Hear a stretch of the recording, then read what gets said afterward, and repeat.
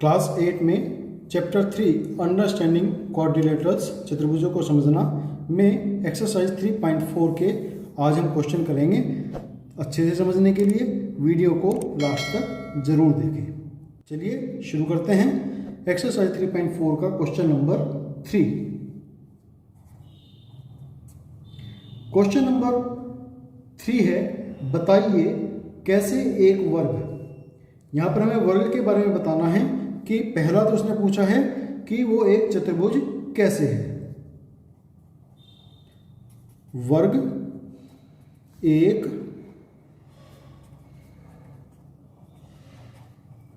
चतुर्भुज, वर्ग एक चतुर्भुज कैसे है। तो हमें पता है कि वर्ग में 4 भुजाएं होती हैं और किसी चतुर्भुज की पहली शर्त यही होती है कि उसके 4 भुजाएं उसके अंदर होनी चाहिए। 4 भुजाओं से घिरी हुई एक बंद वक्र जो होता है उसको हम चतुर्भुज कहते हैं और वर्ग इन सभी कंडीशंस को पूरा करता है। तो हम लिख सकते हैं कि वर्ग चतुर्भुज के समान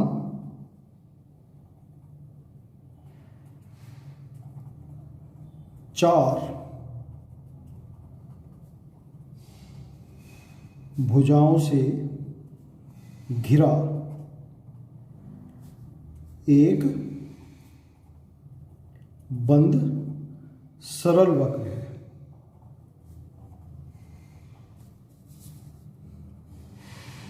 इसलिए वर्ग एक चतुर्भुज होता है।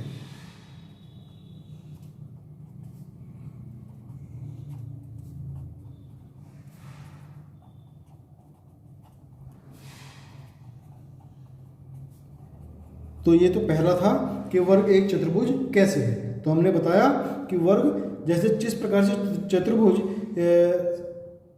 4 भुजाओं से घिरा हुआ एक बंद सरल वक्र है, तो उसी प्रकार से वर्ग भी एक 4 भुजाओं से घिरा हुआ बंद सरल वक्र है। इसलिए वर्ग एक चतुर्भुज होता है। फिर सेकंड इसमें पूछा है कि वर्ग एक समांतर चतुर्भुज कैसे है। वर्ग एक समांतर चतुर्भुज कैसे है। तो वर्ग एक समांतर चतुर्भुज कैसे है, इसके लिए समांतर चतुर्भुज के क्या गुण हैं उनको हम एक बार नजर मारेंगे। समांतर चतुर्भुज के गुण होते हैं कि उसके सम्मुख भुजाएं आपस में समांतर होती हैं, आपस में बराबर होती हैं और समांतर चतुर्भुज के जो विकर्ण हैं वो आपस में एक दूसरे को समद्विभाजित करते हैं। सम्मुख कोण आपस में बराबर होते हैं। तो ये कुछ गुण हैं जो एक समांतर चतुर्भुज में होते हैं और यही सब गुण वर्गों में भी पाए जाते हैं।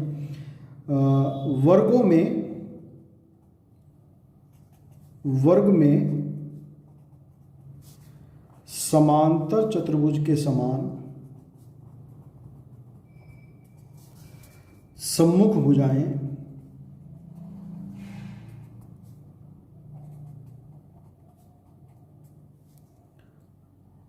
एक दूसरे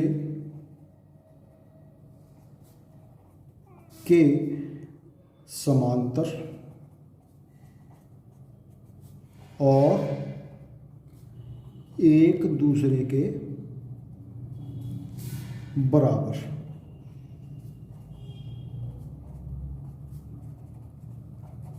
होती हैं। एक गुण। फिर दूसरा गुण, सम्मुख कोण समान होते हैं। और तीसरा, विकर्ण एक दूसरे को समद्विभाजित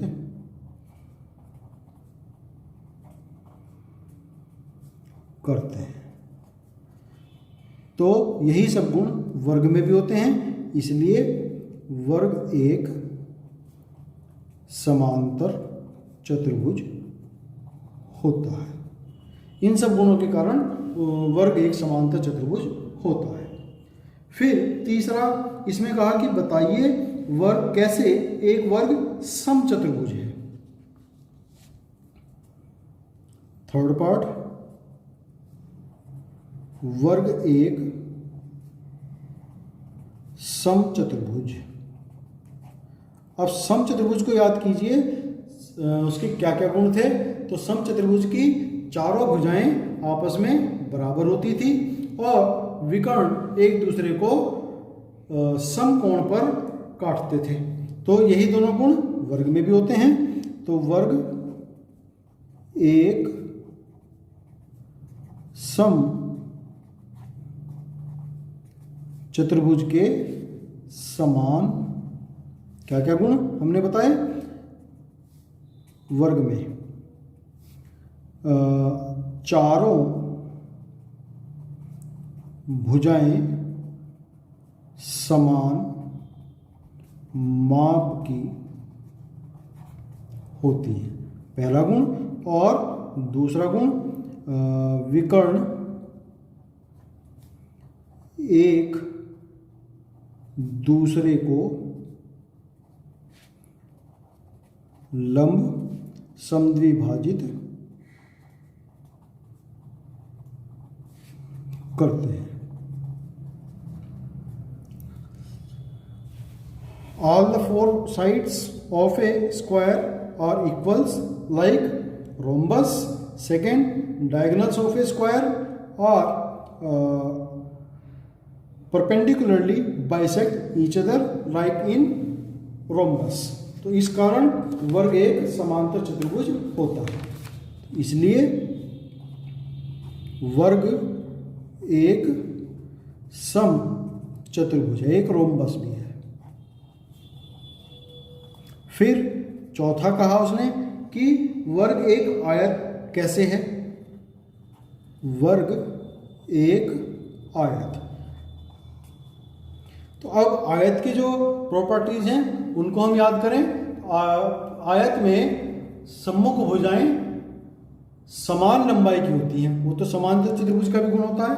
और विशेष क्या गुण है आयत का, के चारों कोण आपस में बराबर हैं और प्रत्येक 90 डिग्री का होता है। एक गुण तो ये है।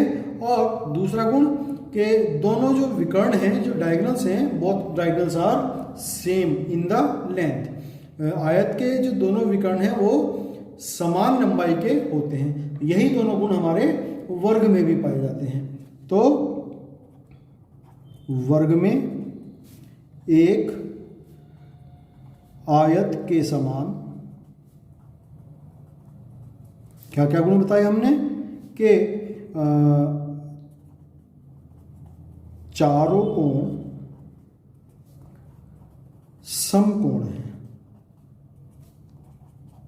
All the four angles are 90 degree, right angles. Second, दोनों विकर्ण समान लंबाई के हैं। Both diagonals are same in length. तो इन दोनों प्रॉपर्टीज के कारण वर्ग जो है एक आयत भी होता है। इसलिए वर्ग एक आयत है। तो ये हमारा क्वेश्चन नंबर यहां पर 3 कंप्लीट होता है। अब हम चलेंगे क्वेश्चन नंबर 4। क्वेश्चन नंबर 4 है, एक चतुर्भुज का नाम बताइए जिसके विकर्ण एक चतुर्भुज का नाम बताइए जिसके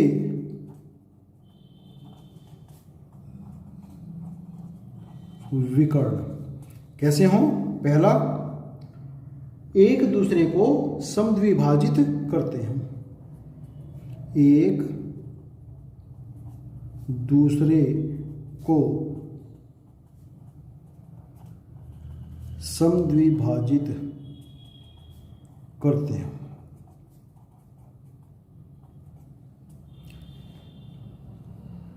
नेम अ quadrilaterals whose diagonals first bisect each other।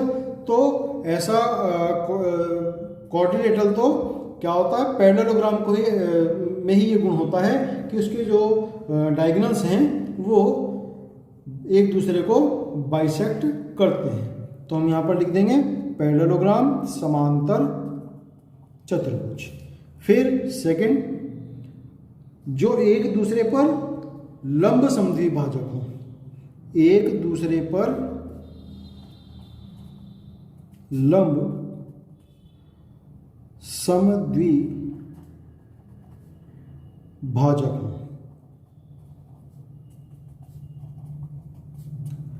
Bisect each other perpendicularly. तो ऐसा किस में होता है, समचतुर्भुज में और वर्ग में। तो हम यहां पर दोनों के नाम लिख सकते हैं, हालांकि एक ही पूछा है। तो सम चतुर्भुज यानी कि रोम्बस, और दूसरा वर्ग यानी कि स्क्वायर। रोम्बस एंड स्क्वायर ऐसे हैं जो इस प्रॉपर्टी को शो करते हैं। तीसरा, बराबर हो।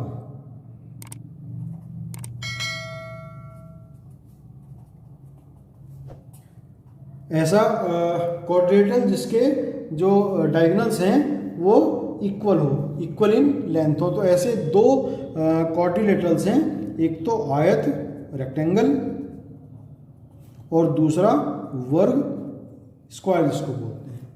तो ये क्वेश्चन नंबर 4 के। नेक्स्ट है क्वेश्चन नंबर 5। बताइए, क्वेश्चन नंबर 5, बताइए एक आयत कैसे उत्तल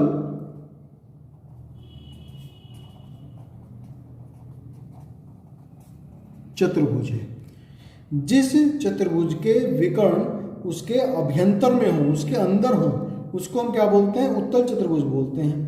convex quadrilateral is a quadrilateral in which diagonals are inside the interiors of that quadrilaterals. तो आयत में भी रेक्टेंगल में भी यही प्रॉपर्टी होती है, उसके दोनों जो डायगोनल्स हैं उसके इंटीरियर में है, इंटीरियर ऑफ द रेक्टेंगल। सो आयत जो है हमारा क्या है, एक उत्तल चतुर्भुज होता है।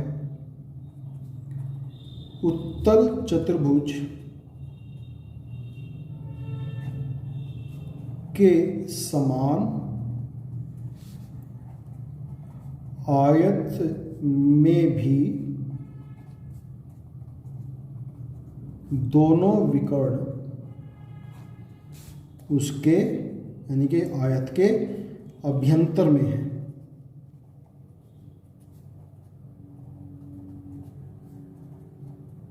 इसलिए वो क्या है, एक उत्तल चतुर्भुज है। Like convex quadrilateral rectangle has both it's diagonals in the interior of its interior, so it is a convex quadrilateral। ये हो गया क्वेश्चन नंबर 5। नेक्स्ट है question number 6। Question number 6, ABC एक समकोण त्रिभुज है।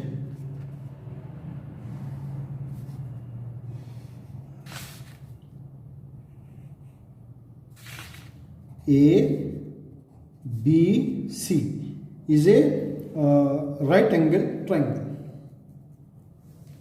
और O समकोण की सम्मुख भुजा का मध्य बिंदु है।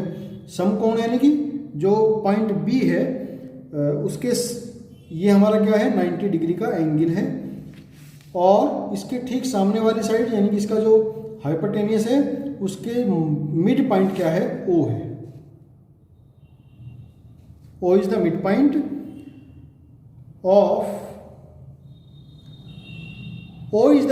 of opposite to the right angle।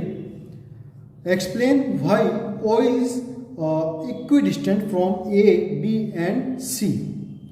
हमें बताना है कि ये पॉइंट O जो है A, B और C से बराबर दूरी पर क्यों है। तो अब यहाँ पर हम एक अपनी तरफ से कंस्ट्रक्शन करेंगे। कैसे? बी सी के पैरेलल एक लाइन हम ड्रॉ करेंगे जो ए से पास होती है,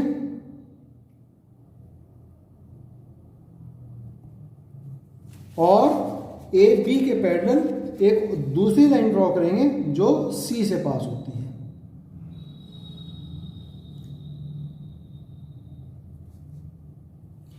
तो इससे क्या होगा कि हमारा ए बी सी और ये जो पॉइंट आया हमारा डी, ये क्या हो जाता है, एक रेक्टेंगल बन जाता है।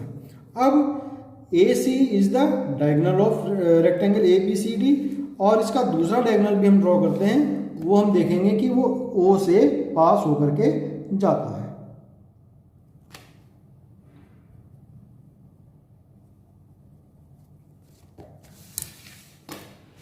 तो अब हमें पता होता है कि किसी भी रेक्टेंगल में, किसी भी आयत में जो उसके डायगोनल्स हैं एक दूसरे को बाइसेक्ट करते हैं, और जो रेक्टेंगल है उसके डायगोनल्स इक्वल भी होते हैं दोनों, यानी कि बी डी इक्वल ए सी।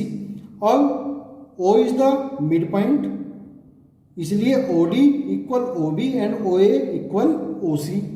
इस कारण से हम कह सकते हैं कि ओ जो है ए बी और सी से इक्विडिस्टेंट है।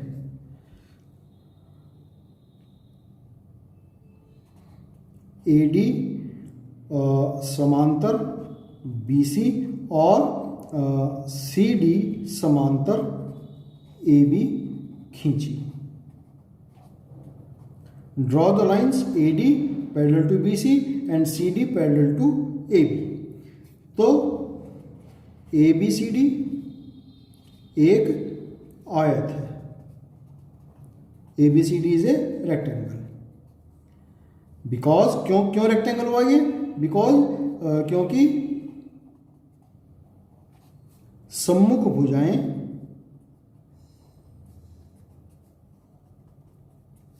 समान और समांतर है।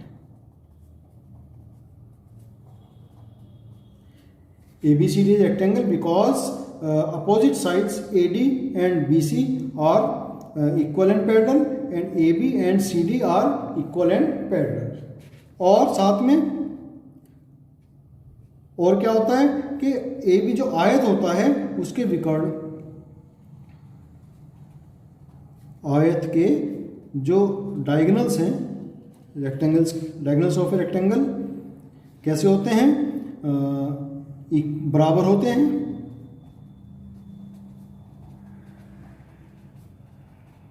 और समद्विभाजित करते हैं, एक दूसरे को समद्विभाजित करते हैं, एक दूसरे के बराबर भी होते हैं और एक दूसरे को समद्विभाजित भी करते हैं। इसलिए ओ ए बराबर ओ सी और ओ बी बराबर ओ डी। लेकिन हमने कहा कि ए सी बराबर बी डी, तो इनका जो हाफ होगा, इसलिए हाफ ए सी इक्वल होगा हाफ बी डी, और हाफ ए सी मीन्स ओ बी कह लो, सॉरी ओ ए कुछ भी कह सकते हैं, और half B D means O B. तो ओ ए बराबर ओ बी हो गया, और ओ ए ओ सी के बराबर भी था। तो इसलिए हमने कहा कि जो पॉइंट ओ है, ए से भी, बी से भी और सी से भी, ओ बिंदु जो ए शीर्ष ए बी और सी से समान दूरी पर है। So O is equidistant from A B and C.